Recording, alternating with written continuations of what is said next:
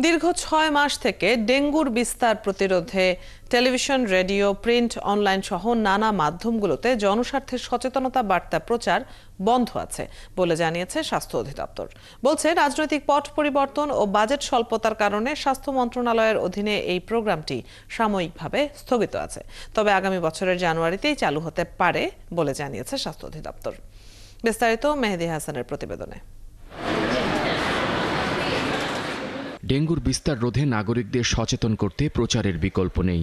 এর অংশ হিসেবে প্রতি বছর রেডিও, টেলিভিশন ও পত্রিকায় বিজ্ঞাপন সহ সচেতনমূলক নানা তথ্য প্রচার করে আসছে স্বাস্থ্য অধিদপ্তর।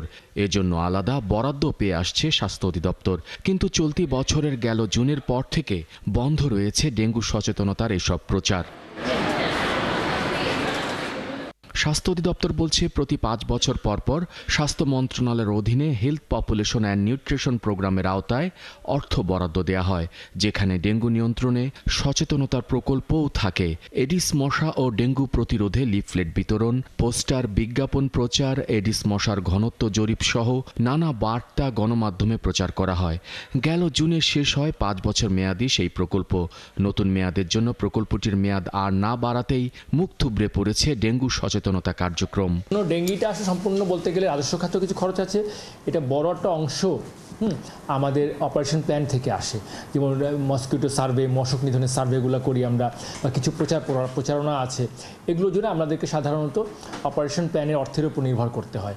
তো এই জন্য এই বছরে অর্থ ছাড়টা না হওয়ার কারণে কিছু আমাদের কাজে স্লথ গতি হয়েছিল। দেশে রাজনৈতিক পট পরিবর্তন ও বাজেট না থাকায় হেলথ পপুলেশন অ্যান্ড নিউট্রিশন প্রোগ্রামটির মেয়াদ বাড়ানো হয়নি।